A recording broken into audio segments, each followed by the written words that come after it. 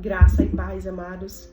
Vamos estar compartilhando uma palavra agora a respeito de como saber que Deus está em primeiro lugar na minha vida. Como detectar que eu coloco Ele em primeiro lugar em tudo na minha vida, que Ele tem a primazia. Não apenas de palavras, não apenas de atitudes assim, de rompantes, mas que de fato na minha e na sua vida. Como detectar que eu coloco Ele em primeiro lugar.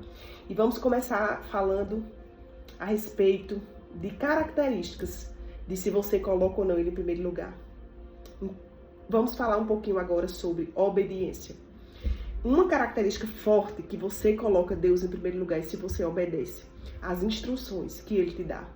Se quando Deus fala, você prontamente já está lá disposto a obedecer. Ou se você reluta e não faz. Né? Se você reluta, acho que não foi Deus não. Então, uma das coisas que nós precisamos discernir é se nós somos obedientes às instruções que Deus de fato dá ao nosso espírito.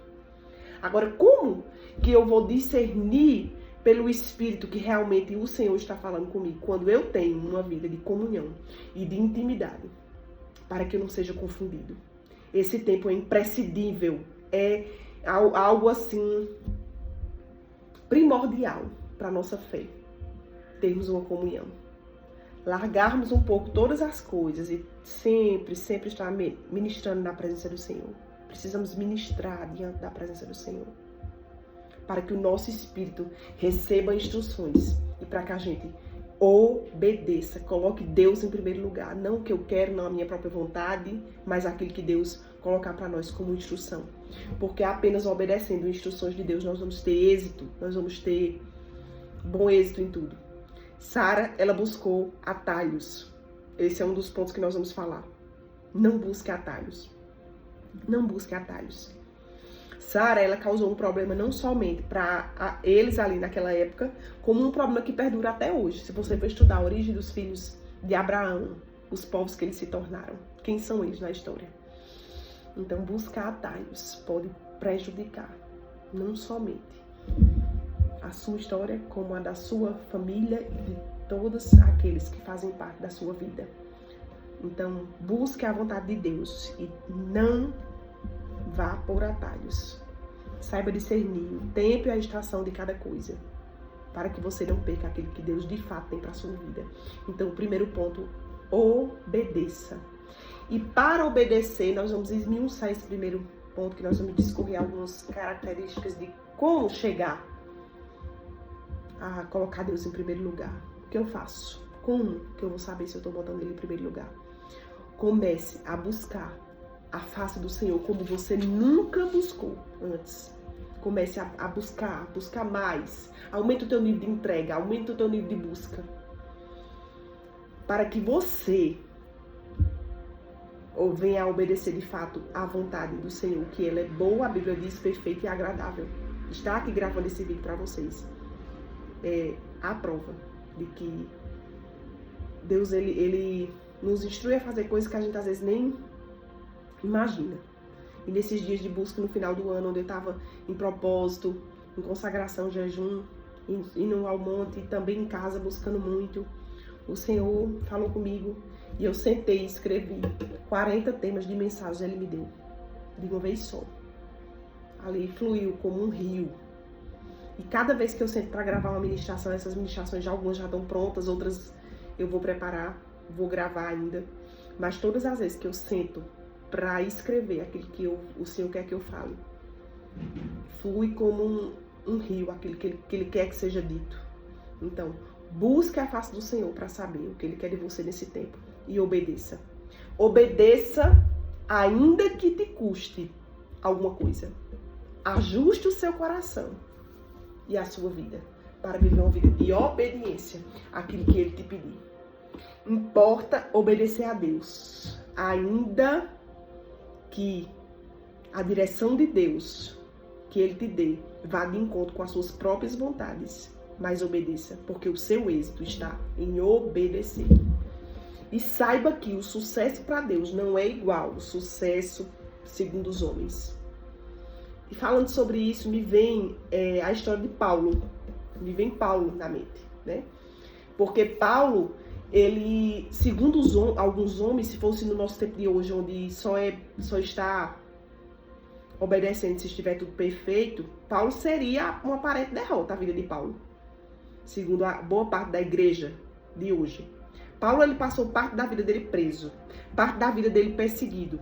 Suas últimas palavras expressavam aquilo que Paulo pensava a respeito de tudo isso. Lá em 2 Timóteo 4, 7 e 8, Paulo diz: combati o bom combate, terminei a corrida, guardei a fé. Né? E ele ainda fala: agora está me reservado a coroa da justiça, que o Senhor justo juiz me dará naquele dia. Então, mesmo tendo sido perseguido, mesmo tendo sofrido ali várias coisas, você vai ler lá, quando ele relata tudo que ele passou, 40 açoites menos 1, em perigos de estrada, em perigo de salteadores, em perigo no mar. Uma aparente derrota para a igreja de hoje. Se você for ler aquilo ali, você diz: você já tem vergonha de você que não quer sofrer nada por amor a Deus. Dá um constrangimento em você sem tamanho. Mas ao invés de murmurar e de reclamar: ah, Deus me deixou para morrer. Tava lá, Paulo, naufragou o navio. Aparece um anjo para Paulo e diz: ó, vai se salvar todo mundo, não vai se perder ninguém, mas o navio e toda a carga se perderá. Então, ao invés de Paulo murmurar: Deus não está comigo, não tô com... Não, Paulo, ele discorre ali a vida dele, o que ele tinha passado, e ele termina dizendo: combati o bom combate, guardei a fé, agora me está reservada a coroa da justiça, a qual o Senhor justo juiz me dará naquele dia, não somente a mim, como também a todos que amam a sua vinda. Então, a vida de Paulo, ela fala para nós sobre isso, sobre a obediência e sobre colocar Deus em primeiro lugar. E não aquilo que seria aos nossos próprios olhos sucesso, mas um sucesso aparente. Porque eu quero que você reflita a respeito disso. Sucesso, na verdade, é obedecer às instruções que Deus te dê. Se Deus manda subir, você sobe. Se Deus manda descer, você desce. Seja alguém que obedece, ainda que te custe. Eu te digo, ajusta o teu coração. Ajusta o teu coração e a tua vida para viver uma vida de obediência plena, ainda que te custe. Né? Então, que o seu êxito, você entenda que o seu êxito está em obedecer. E saiba que o sucesso para Deus não é igual ao sucesso para os homens. Outro ponto que eu quero falar com vocês é a respeito de Deus. Ele tem uma hora certa para cumprir as suas promessas.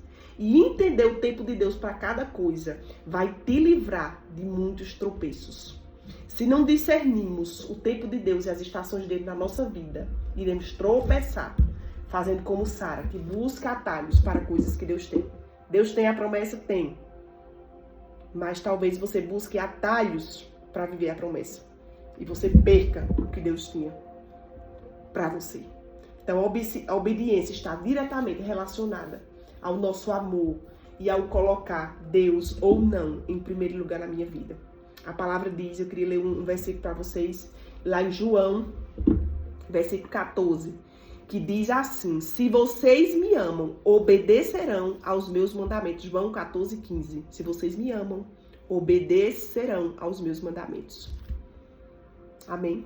E outra palavra que me vem ao coração, que é o versículo de Lucas 6,46, que diz assim: por que vocês me chamam Senhor? Senhor, Senhor, e não fazem o que eu digo? Olha que forte. Por que vocês me chamam Senhor, Senhor, e não fazem o que eu digo? Então, muitas são as pessoas que proclamam: ah, mas eu amo a Deus, eu amo a Deus. E Deus está olhando e dizendo: por que vocês me chamam Senhor, Senhor, e não fazem o que eu digo? Então, que não seja da boca para fora, que não sejamos somente ouvintes, mas sejamos praticantes. E não enganando a nós mesmos, como diz em Tiago 1:22. Não seja somente ouvinte, mas seja operoso, praticante daquilo que o Senhor nos inclina a fazer. E que a palavra já é clara. Em Hebreus, vamos ver uma passagem que está lá em Hebreus. Embora sendo filho, ele aprendeu a obedecer por meio daquilo que sofreu. E uma vez aperfeiçoado, tornou-se a fonte da salvação para todos que lhe obedecem. Hebreus 5, 8, 9. Então, Jesus, ele é o nosso maior exemplo de obediência.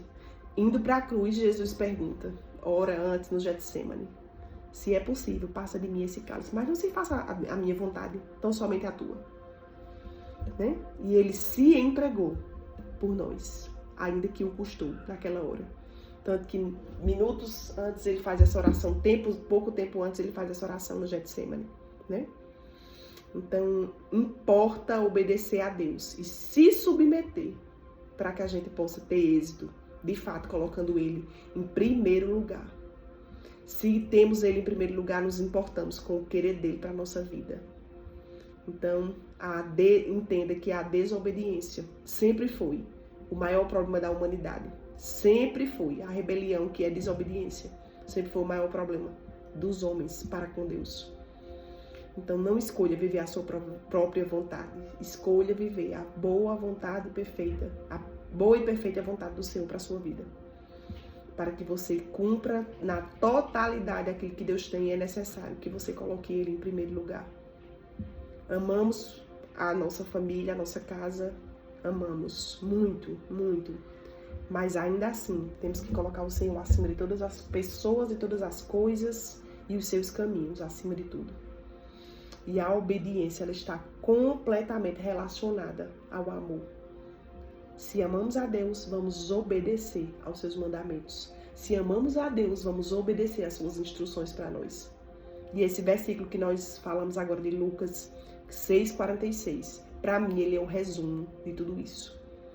Deus olhando para o homem e dizendo, por que me chama Senhor, Senhor? Se não fazem o que eu digo. Então, que a gente busque nessa nova estação, nesse novo tempo, ouvir as instruções do Senhor. Obedecer a palavra, andar nos mandamentos do Senhor, mas também ouvir aquilo que Deus quer. E obedecer prontamente, ainda que nos custe. Para que tenhamos êxito. Êxito não segundo esse mundo, mas segundo o padrão de Deus. Amém?